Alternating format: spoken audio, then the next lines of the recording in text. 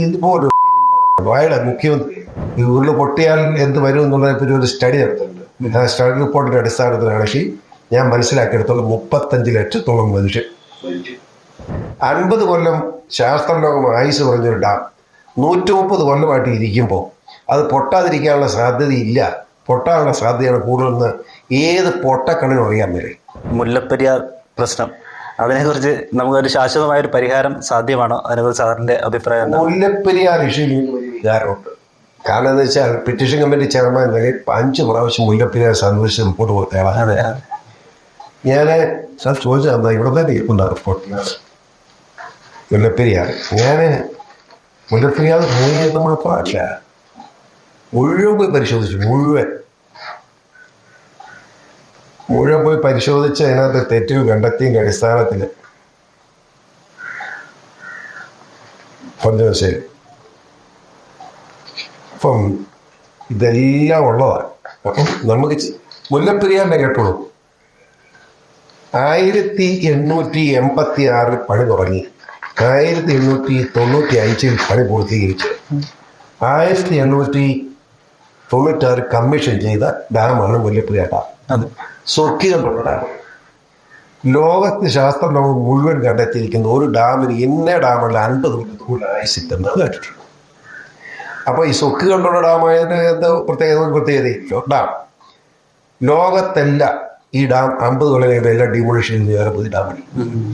ഈ കേരളത്തിൽ പാവപ്പെട്ട മലയാളികൾ 35 ലക്ഷം ജനങ്ങളുടെ ജീവിതം പ്രാസംഗിക്കുക. ഇടുക്കി, എറണാകുളം, കോട്ടയം, ആലപ്പുഴ, പത്തനംതിട്ട, ഈ 5 ജില്ലയിലെ ടോട്ടലായിട്ട് അതായത് ഈ ഉരുള് പൊട്ടിയാൽ എന്ത് വരും എന്നുള്ളതിനെ ഒരു സ്റ്റഡി നടത്തുന്നുണ്ട്. ആ സ്റ്റഡി റിപ്പോർട്ടിന്റെ അടിസ്ഥാനത്തിലാണെങ്കിൽ ഞാൻ മനസ്സിലാക്കിയെടുത്തോളം 35 ലക്ഷത്തോളം മനുഷ്യൻ രക്ഷപ്പെടുക. ആ സാധനം അവിടെ ഇരിക്കണം തന്നെ നിർബന്ധം.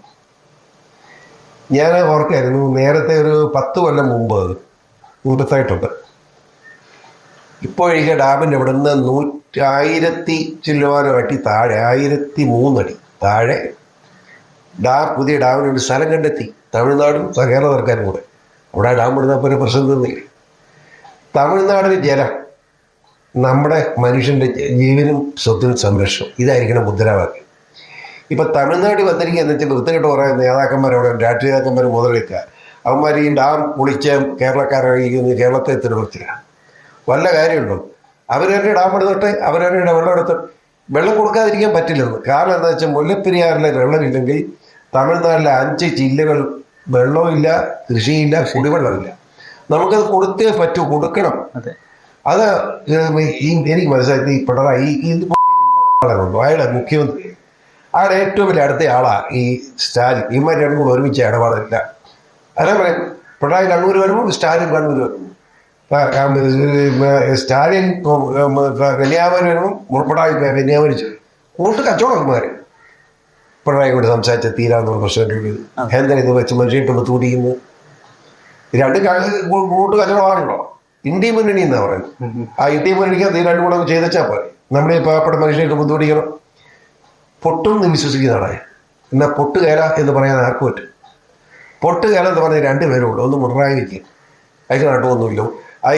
ഒന്ന് നമ്മുടെ വയനാട് മുട്ടിയതുണ്ടാക്കുമ്പോൾ പിണറായി സന്തോഷമായിട്ടിരിക്കുന്നത്. ആരാ വരുമ്പോൾ സുഖമായിട്ട് വീടിനെ വെക്കേണ്ട വീടിനെ ഇരട്ടി വീട് കിട്ടിക്കേ കാശെന്തേനാ കിട്ടുന്ന കാശങ്ങൾ എന്നെങ്കിലും പറയുന്നത് അതിൽ കിടന്ന് പുളയുക. ചാക്കന്മാർക്ക് വീതം വെച്ച് കൊടുക്കാമല്ലോ. അതാണ്. ഇനി ഇത് കൂടെ പോയിട്ട് എന്തേലും ആയിരിക്കും വരാൻ പോകും. ലോകം മുഴുവൻ കാശ് കിട്ടുമെന്ന് ചോദിച്ച് പിണറായി അയാൾ തിരുവനന്തപുരത്തല്ലേ പോവുക. അതുകൊണ്ട് കാര്യമില്ല. പൊട്ടിയാൽ എന്താ എന്നുള്ളതിനെ ചിന്തിക്കേണ്ടതാണ്. പൊട്ടിയാൽ എന്ത് വരും എന്നുള്ളതിനെപ്പറ്റി ഒരു പഠന റിപ്പോർട്ടുണ്ട്. ആ റിപ്പോർട്ട് വെല്ലുവിളിക്കാൻ ഞാൻ പിണറായിയെ വെല്ലുവിളിക്കുക. ആ റിപ്പോർട്ടൊന്ന് പ്രസിദ്ധീകരിക്കട്ടെ. ഇരിക്കുകയാണ് പിണറായിയോടെ, ജനം ഓടിച്ചിട്ടടിക്കും. അതോടൊപ്പം ഇടുക്കിക്കാരനായ മന്ത്രിയാണ് ഇപ്പോൾ ഉള്ളത്. ഇടുക്കിക്കാരൻ മന്ത്രി അവിടെ നല്ലവനായിരുന്നു. ആ മുല്ലപ്പൂമ്പൊടി ഏറ്റുകിടക്കും കല്ലിനുണ്ട് ആ സൗരിപ്പ് എന്ന് പറഞ്ഞ പോലെ പിണറായിയോടൊപ്പം ചേർന്ന് കിടക്കും. ആ ചൂടടിക്കുന്നൊരു കുഴപ്പമാണ്. അവൻ പിണറായി പറഞ്ഞത് വിടുകയല്ലോ. അവരെന്താ പറ്റിക്കുന്നത്? അവനെ ഏറ്റവും നല്ല MLA ആണ്. ഇപ്പം അവനെ പോലെ നാണക്കെട്ടമില്ലെന്ന് അവൻ ഞാനിട്ടെ ഇടുക്കിയിലോട്ട് അടുത്തവിടെ കെട്ടിവെച്ചതവരെ കിട്ടുക. അവിടെ ഡാം കുഴപ്പമില്ലെന്ന് അവൻ പറയും. അവൻ്റെ ബോധം എത്തുക. അവിടെ ചെന്ന് എല്ലാവരും അവരെ ഈയിടെ കഴിഞ്ഞ ഏതോ ഒരു ദിവസം കഴിഞ്ഞ ദിവസം കട്ടപ്പനൊരു മീറ്റിംഗ് ഉണ്ട്, ഞാൻ പറ്റും.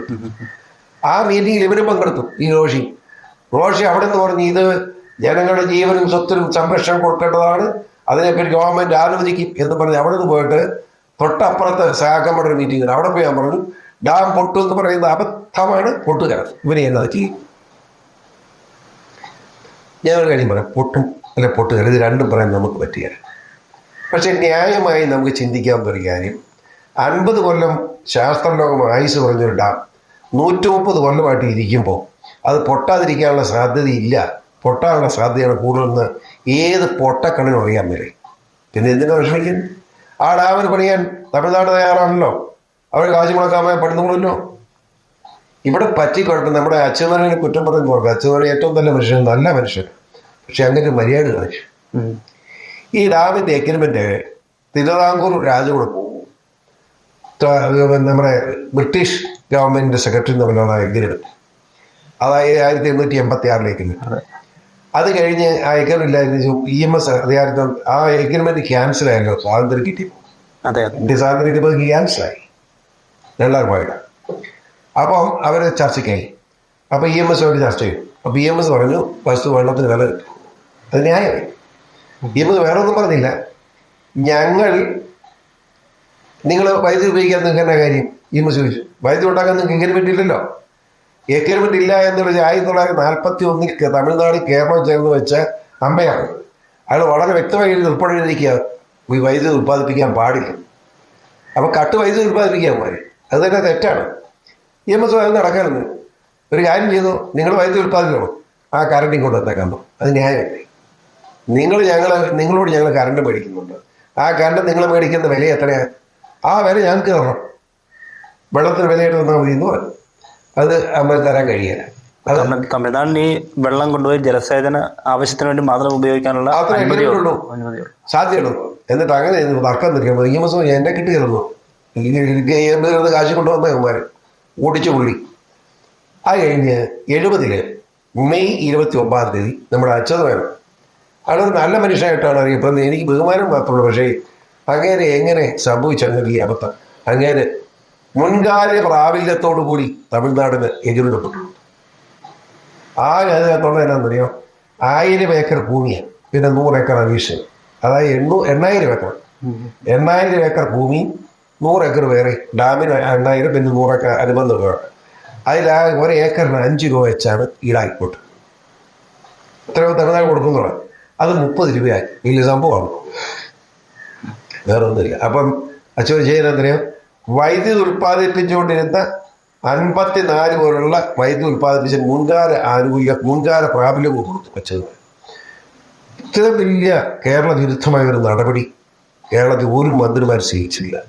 എന്തുകൊണ്ട് അച്യുതൻ ചെയ്തു എന്നുള്ളത് എനിക്ക് പലതും അറിയാം. ഞാൻ അച്യുതൻ മരിച്ചൊരു മനുഷ്യൻ, അദ്ദേഹത്തെ പറ്റി മോശം പറയാൻ ആഗ്രഹിക്കുന്നത്. പക്ഷേ അച്യുതൻ ചെയ്തത് കേരളത്തോട് ചെയ്ത് മഹാപാപമാണ്. അത് ഇവിടുത്തെ വിദ്യാർത്ഥികൾ ആരെങ്കിലും ഉണ്ടെങ്കിൽ ഗവേഷണം നടത്തുന്ന രാഷ്ട്രീയ ഗവേഷകരായിട്ടുള്ള PhD പഠിക്കുന്ന PhD ചെയ്യുന്ന പിള്ളേരുണ്ടെങ്കിൽ അവർ ഗവേഷണം നടത്തട്ടെ. എൻ്റെ കാര്യങ്ങൾ ഞാൻ അറിഞ്ഞൊക്കെ അവർക്ക് പറഞ്ഞു അവർ വേറെ ചെയ്യട്ടെ, എന്നിട്ട് അവർ റിപ്പോർട്ട് ഉണ്ടാക്കാം. ഏതായാലും അച്യുതൻ ചെയ്ത് മഹാപാപമായി. ഇപ്പം എന്താ കുഴപ്പം? സുപ്രീം കോടതി പോയിരിക്കുക. നമ്മളാ സുപ്രീം കോടതി പോകേണ്ട കാര്യം നമ്മൾ ഇത് വെള്ളം തരത്തിലിടാന്ന് തീർന്നില്ല. ഇടാൻ തുറക്കാൻ അവിടെ 13 ഷട്ടർ ഉണ്ടെങ്കിൽ തുറന്നതന്നെ ഈ ഇടുക്കിലോട്ട് വെള്ളം വരും, സൂക്കട് തീരുകയല്ലേ. 136 അടി വെള്ളം വന്ന് അന്നേരം പൊക്കിയാൽ മതി, വെള്ളം പോരും. ഇതിനെ കുമളിയില്ല ഇതിൻ്റെ സ്വിസ് വാങ്ങി വെച്ചേക്കുന്നത് നമ്മുടെ തമിഴ്നാട്ടിൽ വെള്ളം കൊണ്ടാണ്. ഇത് ഡാമിത്തട്ട് വെള്ളം ഇങ്ങോട്ടും ഇങ്ങനെയാണല്ലോ പോകുന്നത്. അത് അടഞ്ഞ് ബ്ലോക്ക് ചെയ്തേക്കണം, തന്നെ കരഞ്ഞോണ്ട് വരികയല്ലേ.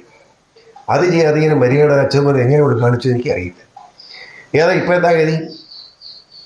തമിഴ്നാട്ടുകാർ ഇതാണ് ഞാൻ പറയാം. ഇപ്പം തമിഴ്നാട്ടുകാർ പറയാം, ഞാൻ 96 അത് 87 96 ഞാൻ രജിസ്ട്രേഷൻ പറ്റിയ പരാതി കുമ്പളി മർച്ചൻ്റ് അസോസിയേഷൻ പരാതി അതിന് ഞാൻ ചെയ്യുക. ഞാൻ മാത്രമല്ല, എൻ്റെ കൂട്ടത്തിൽ ആഗസ്തി MLA ഉണ്ട്, MP ജയരാൻ CPM, ഞങ്ങളെ വലിയ കാരണന്മാരും വല്ലമാരെല്ലാം ഉണ്ട്. ഞങ്ങളതിനെ അവിടെ ചെയ്യുക. ഞങ്ങൾ നമ്മുടെ തേക്കടിയിൽ ഇറങ്ങിയിട്ട് അവിടെ നിന്ന് ബോട്ട്, ഒരു വലിയ ബോട്ട് 2 വെച്ചിട്ടുണ്ട്. കാരണം MLA സ്റ്റാഫൊക്കെയാണ്. അപ്പോൾ ഒരു സ്പീഡ് ബോട്ട് ഓടാൻ ഞാൻ ഇതെങ്ങനെയാവുമെന്ന് ചോദിച്ചു. നല്ല ബോട്ടാകും. ഞാൻ അതൊക്കെ ഒരു ഇതുകൊണ്ട് ഓടാക്കി വെച്ചു. നേരത്തെ ചെയ്യാൻ ചോദിച്ചു. അപ്പോൾ ആഗസ്റ്റ് കൂടെ എൻ്റെ അടുത്ത് കയറുന്ന എൻ്റെ ഓർമ്മ. ഈ ബോട്ടിൽ ഇവർ വന്നപ്പോഴത്തേന് ഇന്നലെ ഒരു 1/4 മണിക്കൂർ മുമ്പ് ഞങ്ങൾ ഹോട്ടലിൽ പ്രവേശിച്ചു. എൻ്റെ ദൈവമേ, ഈ സായിബ അവർ തമിഴ്നാടിൻ്റെ IAS ഉദ്യോഗസ്ഥന്മാരും വിദ്യാഭ്യാസ അമ്മമാരിത് നോക്കി നിൽക്കുക. ആര് വരുന്നത് നമ്മൾ എഴുതുന്ന നമ്മൾക്ക് അറിയാമല്ലോ. എല്ലാം വന്നിരിക്കുക. അവർക്ക് മനസ്സിലായി ഞാൻ തന്നെയാണ്. ഇവിടെ അമ്മമാർ വന്നത് കഴിഞ്ഞ്. അപ്പോൾ ഞാൻ ചെന്ന് ഇറങ്ങിയതേ എൻ്റെ ദൈവമേ, അവർ ഇങ്ങനെ നിൽക്കുക. കാപ്പാത്തുങ്ക അമ്മ, കാപ്പാത്തുങ്ക എന്ന് മനസ്സിലായി കരയുക. നമ്മുടെ ഗതി അറിയിച്ചോ, നമ്മുടെ ഒരു ഉദ്യോഗസ്ഥനില്ല അവിടെ. നമ്മുടെ ഉദ്യോഗസ്ഥരില്ലെന്ന് മാത്രമല്ല, നമ്മുടെ ഒരു സെക്ഷൻ പോയിട്ടും മുല്ലപ്പെരിയാറില്ല. ഇതാണ് കേരളം. ഞാൻ വന്ന് ഞങ്ങളുടെ കമ്മിറ്റിയുടെ റിപ്പോർട്ട് കൊടുത്തതിന് ശേഷം ഒരു സെക്ഷൻ തുടങ്ങി. സെക്ഷൻ തുടങ്ങി 6 കൊല്ലം കഴിഞ്ഞ് വീട്ടിൽ ഞാൻ അപ്പോഴും സെക്ഷന് വേണ്ടി ഉദ്യോഗസ്ഥന്മാർ ചാറിയെടുത്തില്ല. 30 സ്റ്റാഫിനെ വെച്ച് പോറ്റിയാണല്ലേ. പിന്നെ സബ് ഡിവിഷനാക്കിയിട്ടാണ് അവിടെ വെച്ചത്. ഇപ്പോൾ വേറെന്തറിയാമോ, ഈ അവരെന്ത് ചെയ്യാൻ ഒരു 5 ജില്ലയുടെ കുടിവെള്ളവും ഇതുമാണ്. അവരിവിടെ വന്നേ അതാ. ഞാൻ അവരോട് പറഞ്ഞു, നിങ്ങൾ കാണിക്കുന്നത് ശരിയല്ല. നിങ്ങൾ വെള്ളം, അതായത് ഞങ്ങൾക്ക് എതിരില്ല, വെള്ളവും കുടിവെള്ളവും തരും, കൃഷി എടുക്കും. പക്ഷെ ഞങ്ങളുടെ പുതിയ ഡാം പണിയണം. അത് പറയാതിരിക്കാൻ നോക്കുമെന്ന് ഞാൻ ചോദിച്ചു വിട്ടു അവരോട്. അവരെ തമിഴ്നാട്ടിൽ കൃഷി ചെയ്ത നല്ല എസ്റ്റേറ്റ് തരാമെന്ന് പറഞ്ഞാൽ വന്നത്.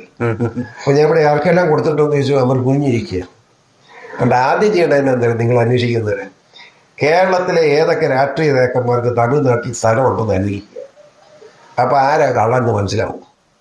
ഞാൻ കൂടുതൽ എനിക്കറിയാം പറയുന്നത്. ഇതാണ് ഇത് സംബന്ധിച്ച് പറയാനൊക്കെ. ഡാം ആരും പണിയണം. അത് ഇറങ്ങിയ പ്രക്ഷോഭം ഉണ്ടാക്കാനുള്ള ശ്രമത്തിലാണ്. ഒരു സംശയം. ആഘോഷിക്കാം പൊന്നോണം, ആർമാദിക്കാം സ്റ്റൈലിഷായി. Onam mural edition designs from Warrier mural shirts and kurtas. ആഘോഷിക്കാം പൊന്നോണം, ആർമാദിക്കാം സ്റ്റൈലിഷായി. Onam mural edition designs from Warrier mural shirts and kurtas.